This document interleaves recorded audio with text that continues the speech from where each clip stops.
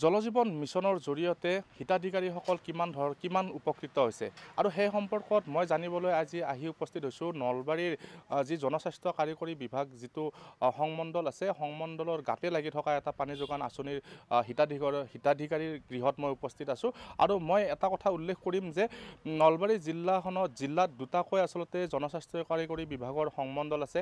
এটা হ'ল নলবাৰী সংমণ্ডল, আনটো হ'ল বেলশৰ সংমণ্ডল আৰু নলবাৰী সংমণ্ডলৰ যদি মই কথা ক'বলৈ যাওঁ প্ৰায় 200 কোটি টকাৰ কাম ইয়াতে ধাৰ্য কৰা হৈছে।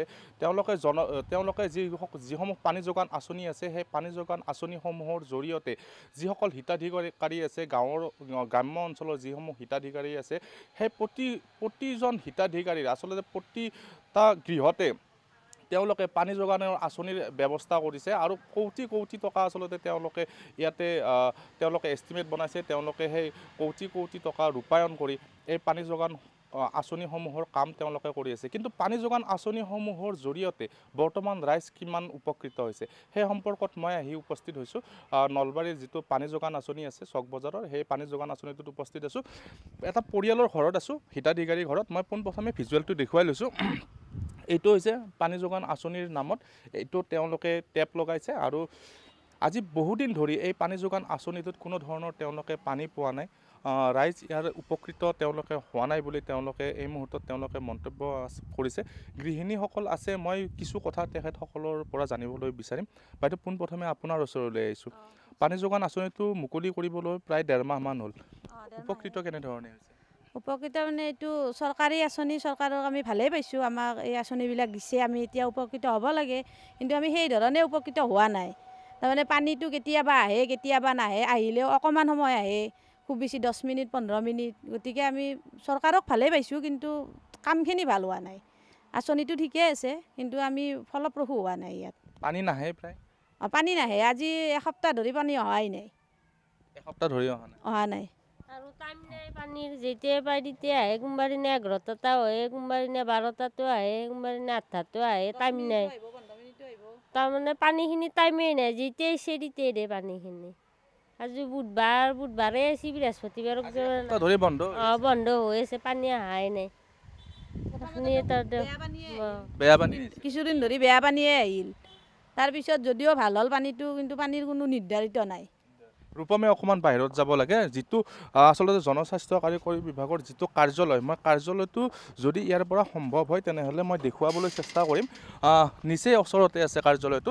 আপোনালোকে যদি হয়তো ইয়াৰ পৰা দেখিবলৈ সম্ভৱ নহ'ব, কিন্তু উক্ত সেই স্থানখিনিতে অকণমান দূৰত সেই স্থানখিনিতে এই কাৰ্যালয়টো আছে আৰু সেই কাৰ্যালয়টোৰ জৰিয়তে প্ৰায় 200ৰো অধিক কোটি টকা আচলতে আবণ্টন কৰি এই পানী যোগান আঁচনিসমূহ নিৰ্মাণ কৰা হৈছিলে। ঘৰে ঘৰে যাতে তেওঁলোকে পানী পায় সেনেধৰণৰ আচলতে পৰিকল্পনা তেওঁলোকে হাতত লৈছিলে, কিন্তু কোনো ধৰণৰ আচলতে ফলপ্ৰসূ তেওঁলোকে পোৱা নাই।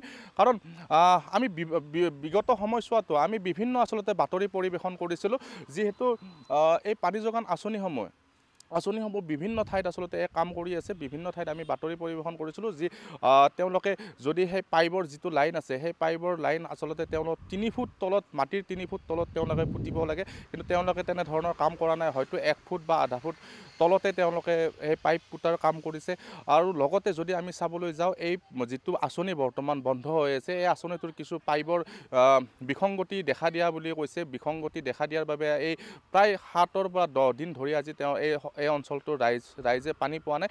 আৰু এটা কথা নিশ্চিতভাৱে ক'ব লাগিব যে এইটো ইঞ্জিনিয়াৰগৰাকী আছে, অভিযন্তা, কাৰ্যবাহী অভিযন্তা আৰু ঠিকাদাৰ, আৰু এই কাৰ্যবাহী আৰু ঠিকাদাৰৰ এই যি যুগলবন্দী, এই যুগলবন্দীতে আচলতে কেইবা লাখ টকা আচলতে হৰলুকি হোৱা বুলি এই মুহূৰ্তত ক'ব লাগিব। কাৰণ আমি যিটো স্থানতে যাওঁ, যিটো স্থানতে চাওঁ, প্ৰতিটো স্থানতে একেই আচলতে অভিযোগ, ৰাইজৰ একেই অভিযোগ, তেওঁলোকে পানী নাপায় আৰু কোনো ধৰণৰ আচলতে এই আঁচনিসমূহৰ পৰা তেওঁলোকে ফলশ্ৰুতি পোৱা নাই। কিন্তু এই সম্পৰ্কত বৰ্তমান চৰকাৰখনে এই আচলতে যিটো বিভাগ আছে, নলবাৰীৰ যিটো জনস্বাস্থ্য কাৰিকৰী বিভাগ আছে, এই বিভাগটোৰ বিপক্ষে আচলতে কেনেধৰণৰ পদক্ষেপ তেওঁলোকে গ্ৰহণ কৰিব, সেয়াই কিন্তু নিশ্চয় লক্ষণীয় হ'ব।